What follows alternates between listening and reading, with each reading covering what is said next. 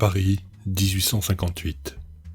Florent s'est échappé du bagne de Cayenne, où il avait été envoyé 15 ans plus tôt, pour avoir protesté contre le coup d'État du prince-président Louis-Napoléon Bonaparte, devenu l'empereur Napoléon III. Il est maigre, famélique même. C'est dans la nuit qu'il arrive dans la capitale, et il suit la file des charrettes des maraîchers qui convergent vers les halles nouvellement construites.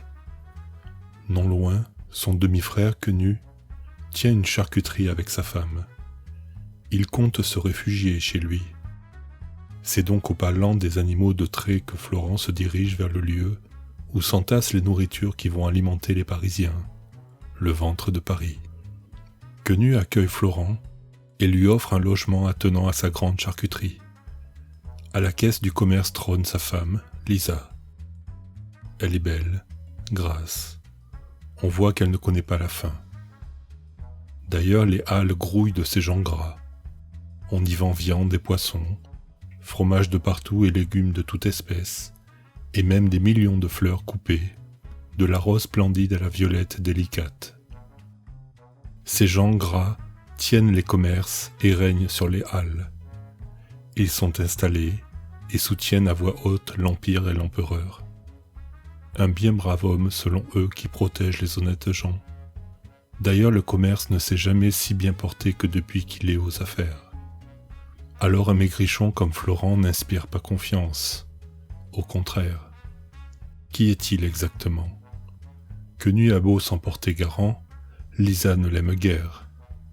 Et puis quand on est si maigre, on cache quelque chose de malhonnête. Et il raconte de ses histoires. Comment? Il lui est arrivé de passer plusieurs jours sans manger, comme si l'on pouvait se passer de manger pendant une seule journée. Cette antipathie se trouve renforcée quand Florent gagne la sympathie intéressée de Louise, que toutes les halles surnomment la belle Normande. C'est la grande rivale de Lisa, elle est belle elle aussi, et elle n'est pas maigre non plus. C'est une des filles de la famille Méhudin, des poissonniers, donc des membres d'une autre caste, qui gère un grand étal sous les halles.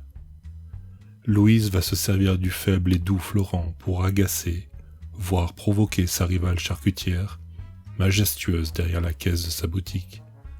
On a trouvé du travail à Florent. Au départ, il ne pouvait pas travailler, plutôt crever de faim que de participer à cette grande machine qu'est l'Empire. Mais Quenu et Lisa ont clairement fait comprendre à l'ancien bagnard que s'il tenait à rester en grâce auprès d'eux, et même à rester tout court chez eux, ils devaient s'intégrer à cette société de travailleurs honnêtes à laquelle ils appartiennent, et oublier un peu les gueux qui lui tiennent tant à cœur. Alors Florent a accepté à contre-cœur une place d'inspecteur de la marée, c'est-à-dire des étals de poissonnerie, vacantes car le titulaire est souffrant.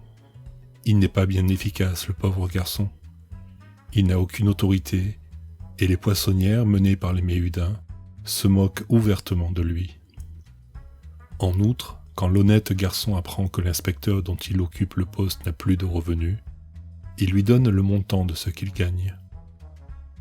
Et pendant tout ce temps, Florent découvre les halles et leur monde extraordinaire. Des monceaux de nourriture, des montagnes de choux et de carottes, d'innombrables corps découpés d'animaux morts, des orgues de fromage odorant et des lacs de fleurs coupées. La beauté singulière de ces lieux lui est montrée par Claude Lantier, un jeune peintre audacieux dont les idées devraient révolutionner la peinture. Enfin, c'est ce qu'il aimerait.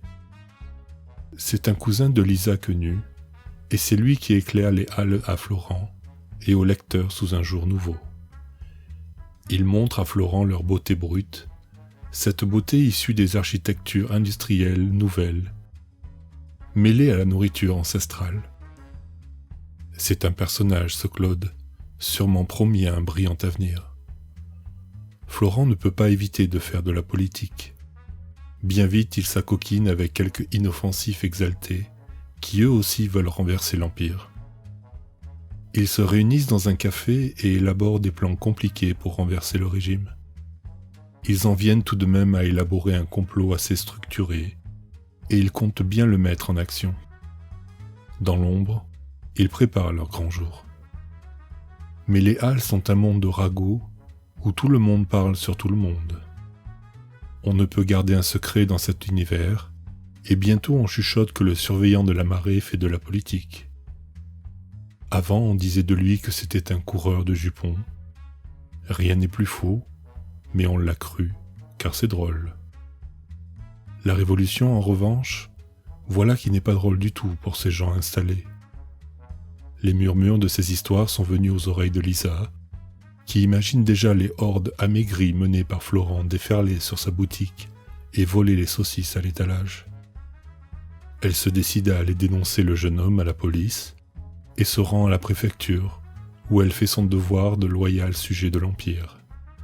Quelle n'est pas sa stupeur quand elle découvre que le malheureux a déjà été dénoncé, et plusieurs fois même. Les honnêtes gens des Halles, ceux que Claude Lantier qualifie de canailles, ont dénoncé ce maigre garçon, en qui ils voient un dangereux agent de la Révolution.